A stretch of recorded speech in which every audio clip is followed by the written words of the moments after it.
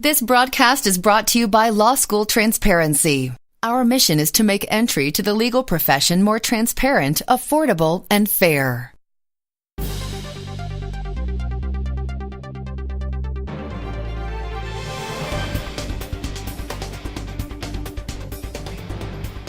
Hey listeners, welcome to I'm the Law, a show that does informational interviews with law school graduates in different jobs. Today our host is Derek Tokaz. In this episode, Derek interviews a former public defender who worked in 3 rural Georgia counties. We'll learn about her day-to-day life representing the accused, and how her life is different now that she is a legal journalist. Today I'm joined by Laurie Landsittel. She's a graduate of the University of Georgia School of Law and is currently a journalist for North Carolina Lawyers Weekly. But before that, she was a public defender in Georgia. I'd like you to start by explaining for our listeners the basic of what a public defender is and their role in the criminal justice system. Well, a public defender represents people who cannot afford a lawyer in criminal cases. And their role in the justice system is to ensure that the criminal defendant gets a fair trial, gets justice, and gets the best representation possible. So I know that there's different types of public defenders depending on what state you're in and possibly where in the state you are. So were you working as a full-time public defender or case by case? How does that work? I was full-time. I was in 3 different offices in Georgia as a public defender, and each office I was full-time in. And so what does it mean to be a full-time public defender? Because I know in the legal world, full-time is a pretty wide spectrum. Right. It can be, is it a 40-hour per week job or, 80 hours a week? What's that like? I would say it varies. Depending on what kind of trials or motions are coming up, depends on what kind of workload you're going to have for that day or week. When it gets closer to trial, of course, you're pretty much working. I would say with me, I'd be working 60 to 70 hours a week getting prepared for trial. But then there could be days when you don't even work a full 8 hours when, you didn't get any new cases. You have your caseload under control, which is rare, I do admit. But, on average, it'd be over 40 hours a week that public defenders would work to be effective. You were working this full time, and I assume everyone else in the office was also working full time. Is that how it's like across all of Georgia? So I know where I'm from in Alabama, some of the cases are handled by attorneys who have their own practice and pick up public defense just on a case-by-case basis. We have some of that. It's called conflict cases. And if we cannot represent 2 defendants who are blaming each other, I couldn't ethically represent both of them because I'd have to say one said this did it, one said the other did it. So that would not be in our office. That would go to somebody who has their own practice. But this started in, I believe, 2003 or 2004, January 1st, 2004. Georgia went to a program called the Georgia Public Defender Standards Council, where the state oversaw the whole public defender system and created public defenders where there used to be contract attorneys handling a lot of cases at once. They created a public defender's office. Yeah, I think that's something that people who want to get into this field need to keep in mind is how much the very structure of the system can change from, county to county or state to state. Right, definitely. So what's the average caseload like? About how many cases are you handling at a time? Well, that varies, but I think I can speak for a lot of public defenders, at least in Georgia. They tried to, I'll give you a little background first before I tell you, but they tried to come up with a system where they could train public defenders. They could have a law in place to keep their caseloads down. And it was supposed to have a certain amount of cases a year of felonies, a certain amount of misdemeanors. You couldn't go over it, but you always have more cases than they say you should under the law. So you really have too many cases, and the typical caseload could vary between maybe 50 cases at a time to maybe 200 at a time, which is a lot of cases for one person to handle. If you think about it, if you had 200 cases in a time, what happens if every one of those defendants wanted to go to trial? You couldn't effectively represent them. And they have a right to decide. So the choice to go to trial or not is up to the client or the defendant. Most of them go in wanting a trial, and it's it makes public defenders very anxious because you have so many that are saying, I want a trial, I want a trial, I want a trial. You don't know where to turn your head next.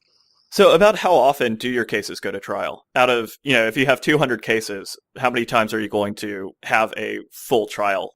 Honestly, not very much. Usually the state's offer is worth it to take. Mm-hmm. Pressing charges, at least where I was, they're not going to press charges unless they got good evidence against you. And that's, usually the state has good evidence. That's why they're taking you to court and pressing charges. So if they don't have good evidence, they probably would have dismissed the case. So usually the clients end up pleading out, which is what it's called, where they enter a guilty plea. And they accept the punishment that's either recommended by the state or given to them by the judge. If it's given to them by the judge, it would be called a blind plea. But I would say 99% of the time they plead out because they're getting too good of offers to plead guilty. But we want to move away from that. Public defenders want to move away from that. They do want to go to more trials. They do want to have more, be in the courtroom more, but it's just hard with so many cases. I liked being in the courtroom when I was a public defender. I loved it. So, mm-hmm.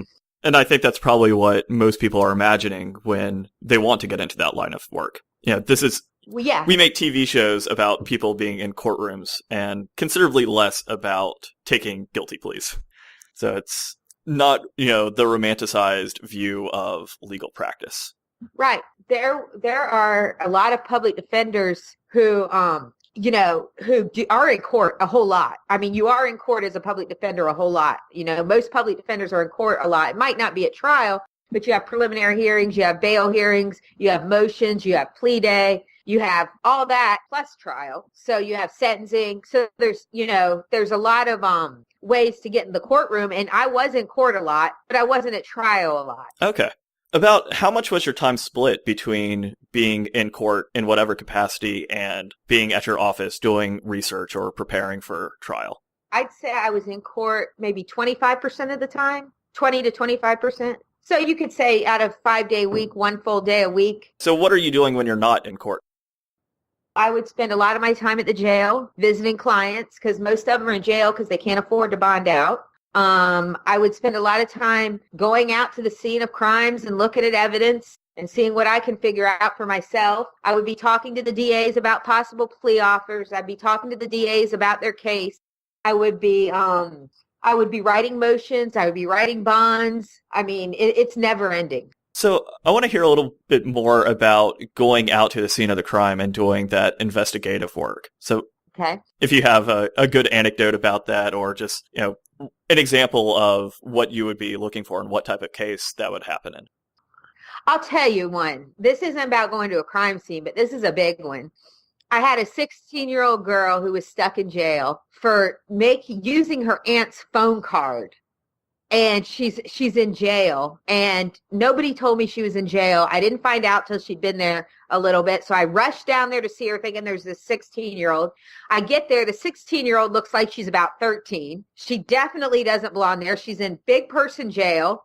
And she was homeless with nowhere to go. She had been abused her whole life. She didn't have anywhere to go when she got out. So, I had to get her charges dismissed, find her a house that she could live in. And I took her some toiletry essentials to her new house that we had to find for her. I mean, it was just really sad. That's what public defenders do, though. If you want to help, I mean, it's never ending. It was sad. I miss her. Coming up on LC Radio, we'll hear about the types of crimes Laurie deals with, her biggest challenges, and her public defender training. You could literally be doing something 24 hours a day for your cases. If you don't subscribe to I Am the Law, head over to iTunes or visit lstradio.com.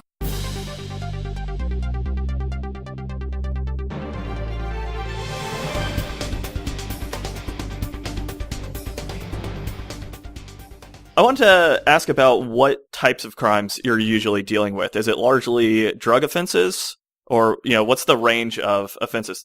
I did DUIs and drugs mostly. I was an inexperienced public defender. Even though I was there 6 years, it takes a long time to be able to try a capital case. I was pretty inexperienced. I did do some serious crimes towards the end of my career as a public defender, but mostly I did drugs and DUI cases. Mostly were misdemeanor DUI and felony possession of drugs or possession with intent to distribute. So were you getting those cases mostly because you were still a new public defender, or is there specialization within the public defender system? I'd say there's not too much specialization, but you kind of get your own niche. There is specialization when it comes to capital cases when somebody's facing the death penalty. We have a whole group of public defenders in Georgia to handle that. I was just new, so they were going to assign me easier cases, and I kind of kept with them. I did take to trial a really serious case towards the end of my career as a public defender, and he was found guilty, but it was reversed on appeal because the judge didn't let me put any of my evidence in, and now he's out of jail. So if you have an appeal, is that something that you would argue yourself, or are there specialists doing the appellate work? They have appellate attorneys, or we do it ourselves. It all depends on if we have a conflict of interest. If they tried to say we were ineffective as counsel for them, we would have to give that to another circuit to handle or another appellate office to handle because we cannot raise on an issue on appeal our own ineffectiveness. It'd be a conflict of interest. So a lot of times they do say that, so you push them out. The appeal that was reversed my case was done by our office. I didn't do it because I had already left, but it was done by our office. So what were the biggest challenges you had as a public defender? Is it largely the workload or what was it? I mean, I loved my clients. I felt so bad for most of them because they really didn't come from good situations. Mm-hmm. They didn't really have a chance in life, most of them. They'd come from bad home lives for the most part. The hardest part was the workload. It was a lot of work. I mean, you can put your heart and soul into it. It still isn't enough. You could literally be doing something 24 hours a day for your cases. So when did you decide that you wanted to be a public defender? Is that something you came into law school knowing you wanted to do, or how did that come about? Yes, I was 7 years old. My grandfather took me to court when I was 7 because I told him I wanted to be a lawyer, and it was a criminal case, and it was in Kenton, Ohio, a small town in Ohio, and I didn't like the way the prosecutor was treating the defendant. He was so rude and obnoxious and everything, and so afterwards I decided I was going to be the defense attorney.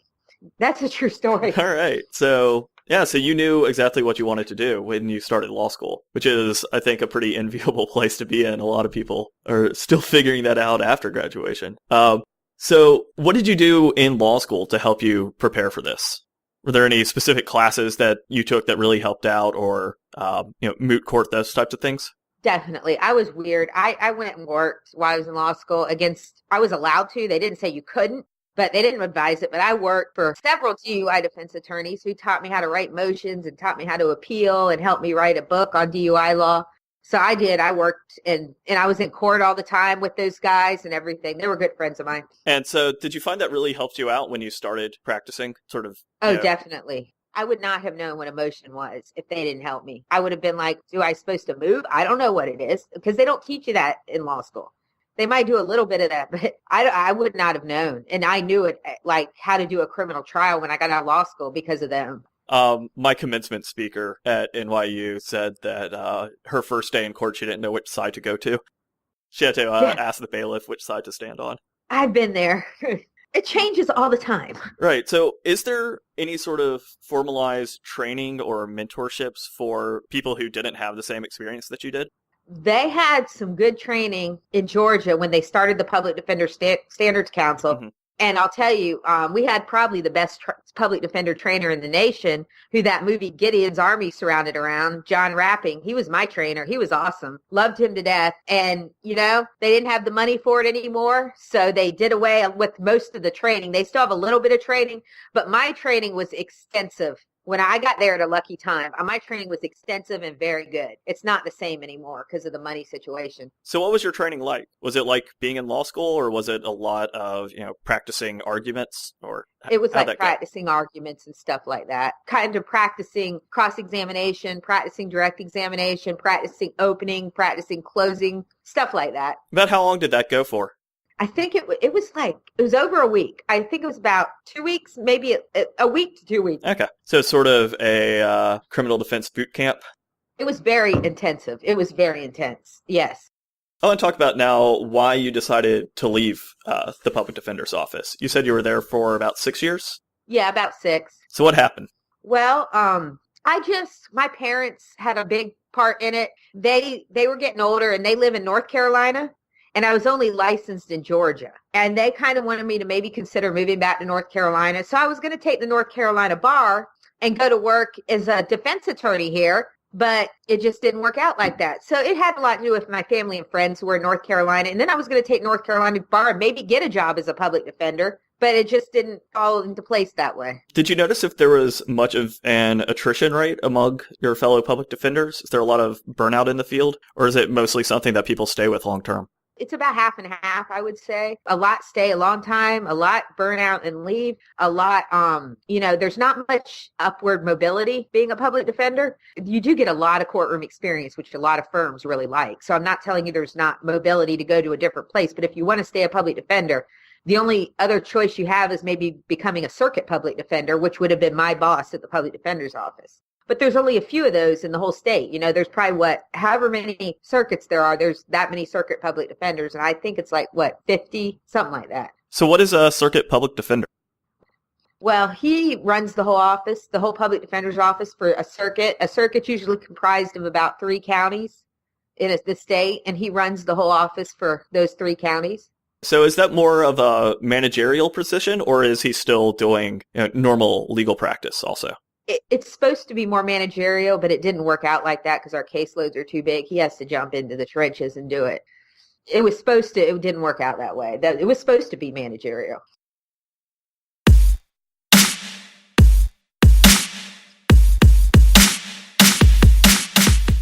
Coming up on LST Radio, we'll hear about how Laurie transitioned from public defender to legal journalist. We'll also hear more about the emotional challenges. You can't really judge these people till you know what they've been through in their whole entire life.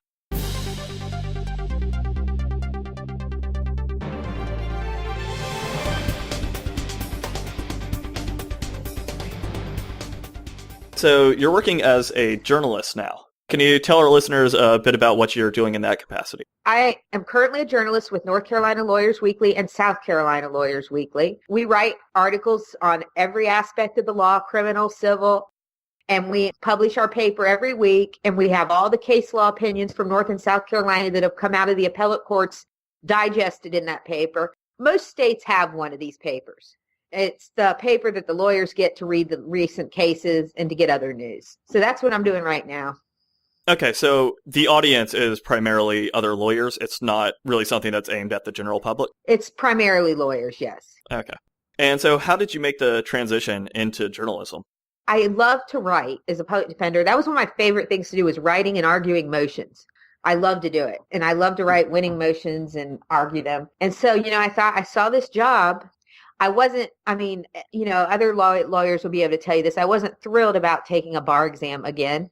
So I saw this job come up and I applied for it thinking I don't really have much of a shot because I don't have any journalism experience, but I just got farther and farther into the interview process. It was a long, long interview, but my boss is great.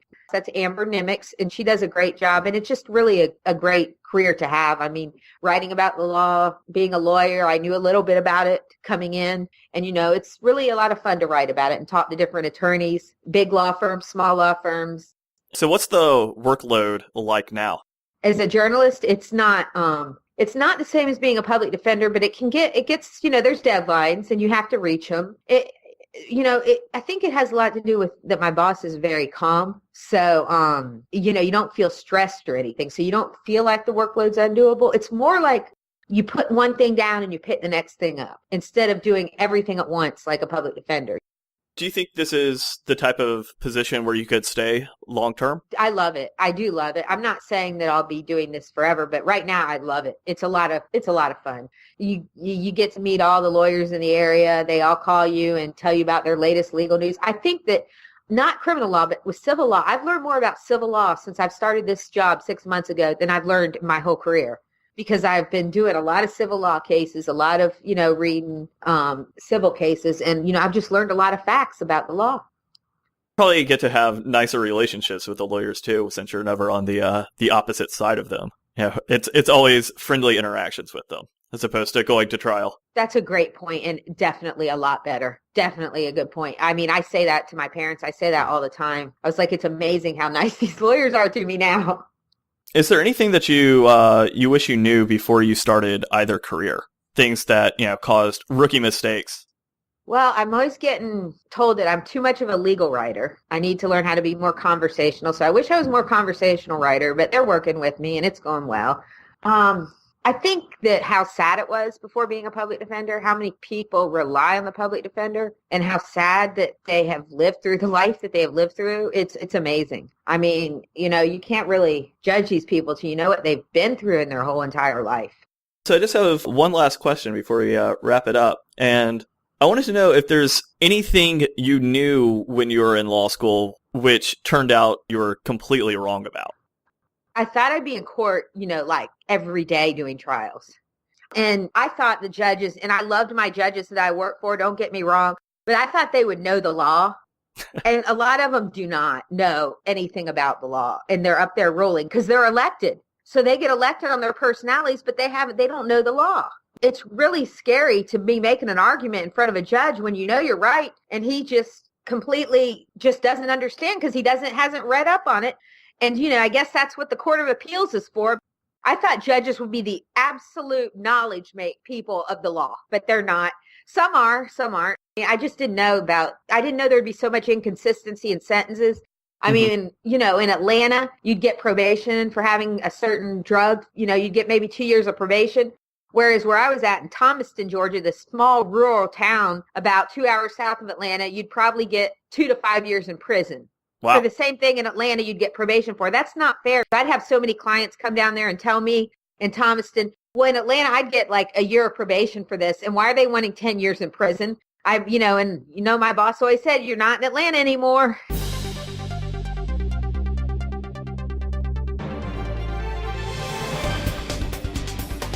Thanks for listening today.